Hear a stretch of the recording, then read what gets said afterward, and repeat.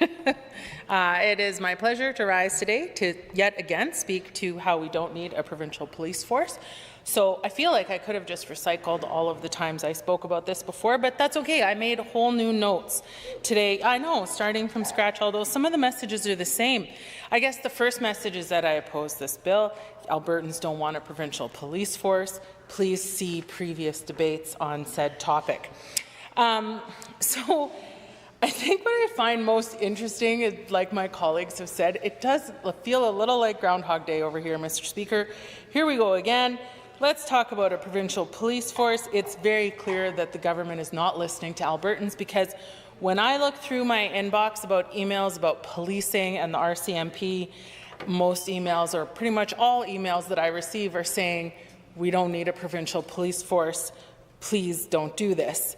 I guess the government is not hearing those emails, and that's okay, because it's my job, Mr. Speaker, to represent my constituents, and I'm more than happy to do that. So one more time for the people in the back, Albertans don't want a provincial police force, but here we are. So this bill is another step forward in establishing an Alberta provincial police force. It's really forcing through massive restructuring that Albertans have repeatedly rejected over time. The government does not have a public mandate for this. It was not part of what they ran on in the election. And I think part of what is really upsetting my constituents is that this whole idea of a provincial police force just feels like another move to further separate Alberta from the federal government or from Ottawa. And so it really just feels like it's feeding that whole separatism rhetoric, which we have also demonstrated, and Albertans have demonstrated, that they do not support. So why do we keep talking about it? The Alberta Next town halls that happened this summer, Mr. Speaker, were used as, the government did say that this was broad consultation with the public, and of course the idea of an RCMP, Alberta Provincial Police Force, and getting rid of the RCMP was discussed at the Alberta Next town halls. But I really want to talk about a little bit about the experience that some of my constituents had at an Alberta Next town hall. So I had constituents who went to be part of the conversation and to participate in the conversation, and who described to me a process that was not only unfair, but actually generated fear and discomfort in people who opposed what was being discussed.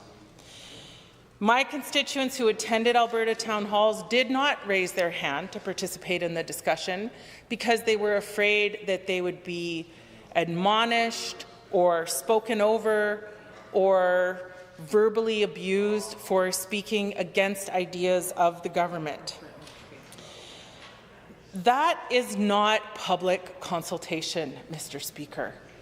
That is filling the room with people who agree with you and making sure that anybody who disagrees with you doesn't feel comfortable to share their voice. It's not only not public consultation, it's barely democracy, Mr. Speaker. We do not have the privilege in this House to only listen to the people who agree with us. That's not how democracy works. We are all democratically elected. Not a single person in this House got 100% of the vote. Therefore, we are all, I've said it before and I'll say it again, we are all responsible to represent people who did not vote for us. It is our duty to listen to everyone in our ridings and in our constituencies who reach out to us to share concerns. We don't have to agree with them, but we do need to listen to them.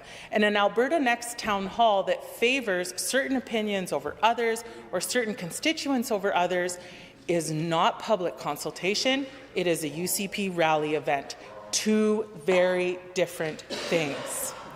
Public consultation should be designed to be equitable and adequate and meaningful. People should be invited to participate in multiple ways depending on their preference, and they need to see that their input is reflected in the conversation that happens next.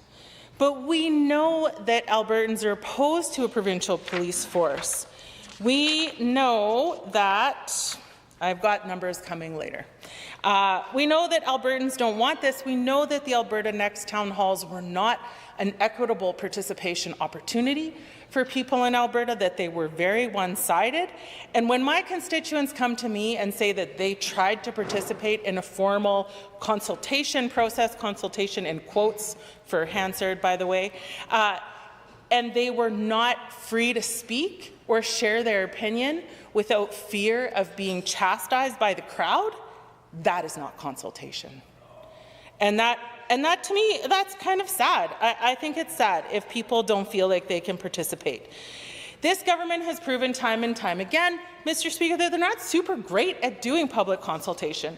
Not only are people who disagree not really invited to share their opinions in an equitable way, but oftentimes any online surveys or any conversation is highly slanted towards the government's opinion on something. So the question is never, how do you feel about a provincial police force, or how do you feel about an Alberta pension? It's, how much do you like a provincial police force? A lot or a lot? How much do you like an Alberta pension? A little, a lot, or like, I love it? Like, there's no opportunity for Albertans to say they don't like it or that they don't want it. There's no opportunity for Albertans to disagree. So a good consultation asks open-ended questions, Mr. Speaker. It doesn't shut down dissenters, and that is not what has happened here. This government is more focused on expensive creation of something new, a provincial police force, which will cost over $1 billion to set up, rather than expanding something that already exists. I do not understand why this government needs to reinvent the wheel every 5 minutes, Mr. Speaker. We have an Alberta Sheriff's Branch. They're the largest sheriff service in Canada, and they are responsible for 6 specific branches of public safety: court security and prisoner transport, protection and communication services, investigation and surveillance, highway patrol, fish and wildlife enforcement, fugitive apprehension, sheriff support. We spend about $136 million a year on the Alberta Sheriffs, Mr. Speaker. I want to just speak to that a little bit. In particular, I want to speak to the Sheriff Highway Patrol branch, because when I go to rural communities in my riding, when I talk to rural councillors, when I talk to volunteers for Rural Crime Watch, what I hear is that they wish Rural Crime Watch was better funded. But I have yet to see any follow-through on that. So I've brought that up several times. That's a bit of a bummer. It's kind of an existing program that could use additional supports to increase public safety in rural spaces, but it doesn't happen. And I'm amazed, Mr. Speaker, because all the MLAs on the other side of the aisle represent rural ridings, and yet none of them are standing up representing public safety in rural ridings. What's going on there? So when I meet with rural Albertans, what they tell me is that they want support for Rural Crime Watch. But the other thing, Mr. Speaker, when I ask them what is one of the biggest public safety concerns they have, it is speeding on secondary highways. So instead of addressing speeding on secondary highways, this government throws out a random consultation to increase speed limits on divided highways. I feel like I'm living in the upside down, Mr. Speaker. People want one thing, and the government's like, what? I'll do the opposite of that? Yeah, cool. Yeah. Like, this is the world that we're living in here. People want rights. They're like, no. Not rights for everybody. We're going to do the opposite of that. You want to decrease speed limits? You want more enforcement for speeding? No, let's have a conversation about increasing speed limits. Get out of here. Why don't we have a conversation about serving Albertans? How about that, Mr. Speaker? That'd be great.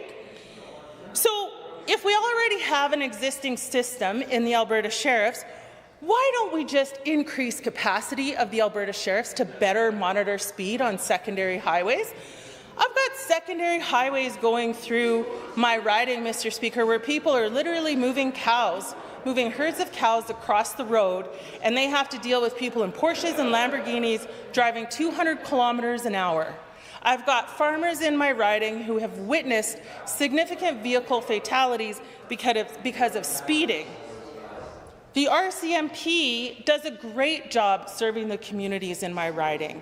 When their capacity is limited, it is because they are trying to enforce speeding. The Alberta Sheriffs could do that work. We could expand the sheriffs and expand their capacity to enforce speeding, and that would make a tremendous difference on rural safety. And so the fact that that's not even part of the conversation, Mr. Speaker, really leads me to think that public safety is not actually the intention here. It's not rural safety. It's not public safety in rural spaces, because if it was, we would have other options on the table. And speaking of which, the sheriffs are also responsible for fish and wildlife enforcement services. So Fish and Wildlife are responsible for responding, they used to be responsible for responding to a lot of human-wildlife conflict-related issues.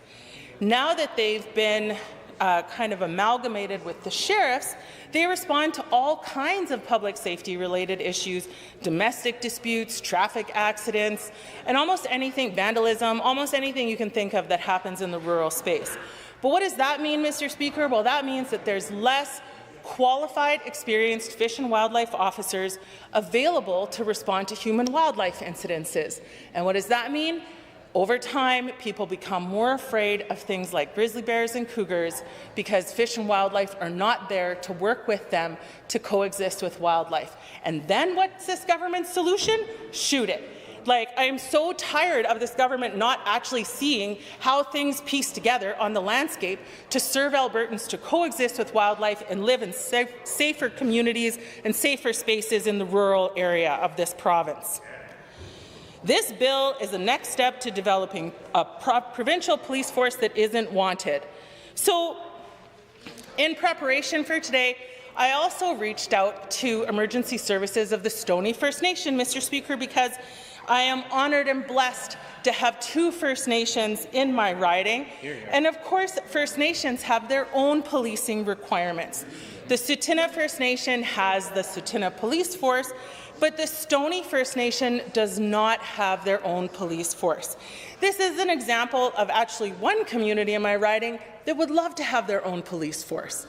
They don't want a provincial police force, they want a Stoney police force, because it's really important to have Indigenous-led police forces on reserve. There's a lot of cultural implications there that are not really being addressed by other police forces. So the Stoney First Nation would love to have a Stoney police force for their communities. And they asked the government for support in drafting a business case to present to the federal government. And what did this government say, Mr. Speaker? Sorry, we can't help you with that. So in the one case, in the one series of communities that I have that actually want a more independent police force, this government isn't willing to help them because they're an Indigenous community, and oh, that's a federal problem, Mr. Speaker. So it's so easy for this government to say that's a federal problem when they don't want to deal with it, but the rest of the time they're like, we don't want to deal with the feds, we want the feds to get out of our business. Except for in this case, or over here doing this thing. The hypocrisy astounds, Mr. Speaker. The Stoney First Nation it was suggested to the Stoney First Nation that they consider adopting a regional approach to policing, and maybe they could partner with the Tsuut'ina First Nation in a police force. Mr. Speaker, the fact that that was even suggested as a viable alternative demonstrates how little this government knows and understands First Nations on the Alberta landscape. The Tsuut'ina do not even speak the same language as the Stoney First Nation. You cannot have a police force that operates on Tsuut'ina and on Stoney reserves. They are not the same. They are 2 different nations. Well, actually 4 different nations, because the Stoney is 3 nations itself. This government needs to recognize the autonomy and the independence and the need for First Nations to be recognized as the nations that they are. And the idea that they should combine police forces, I found that insulting, and I'm not even Indigenous. There is a lack of clarity for the Stoney Nation on how they can get individual policing on their reserve. This bill does not do that.